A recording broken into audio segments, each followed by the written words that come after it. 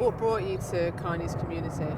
Well, ever since I came out of jail back in April 2011, it was a case of my whole probation, my whole being on probation license. It was a case of they weren't really doing nothing for me, and come to the end of it, they sent me down to Earthfield ABC boxing gym, where I met George from Carney's community, and ever since then I've just been with him, kind of thing. So yeah, so I say around about what 12, 13, 2 years, 2.5 years or so.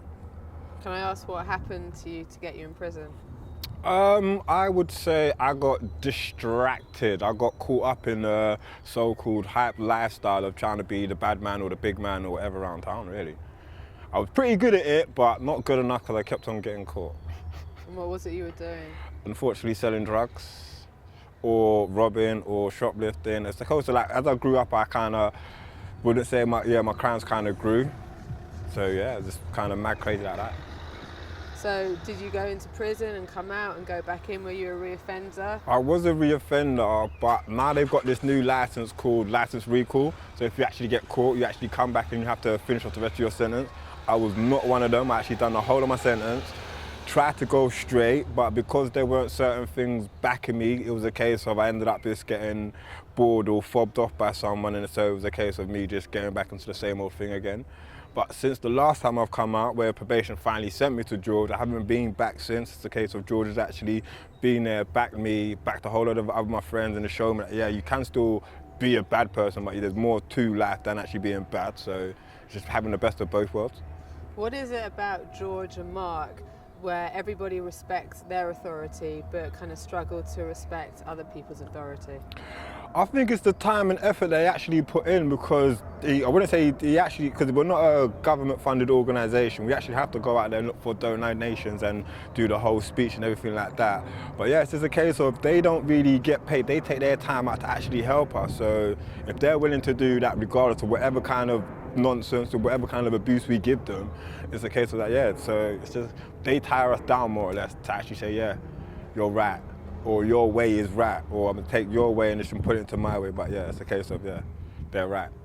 Mark's really wholly different because he is an actual boxer and he actually can knock heads. So, but George, it's only because he wears us down and he's there long enough. But Mark's the man. So it's like having constant role models in your life as opposed to being pushed from pillar to post with different people the whole time.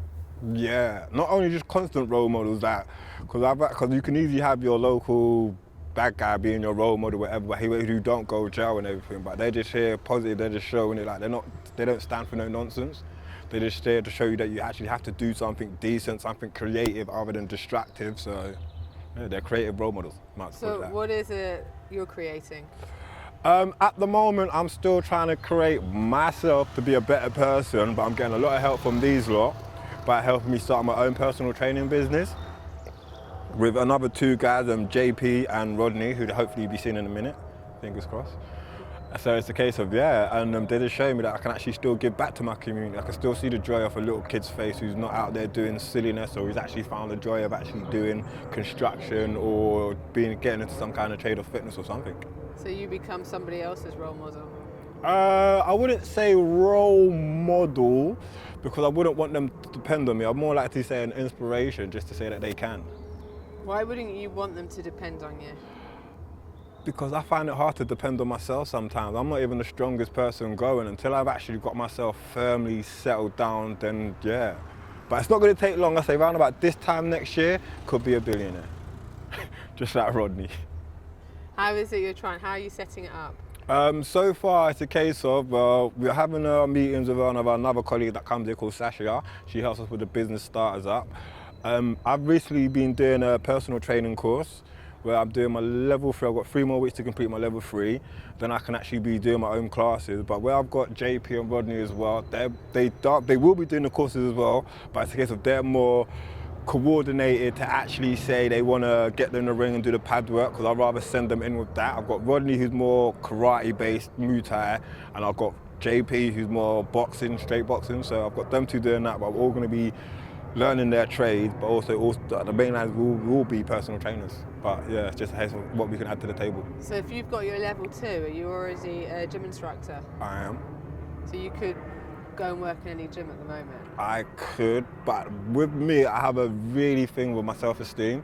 It's like I do, even though I seem out bubbly, outgoing and everything like that, you stick me in a new place, it will take me at least 3 days just so I can actually see what it's like. But being here, I've got no choice. It's at the deep end because I've got little kids, these little youngsters out here.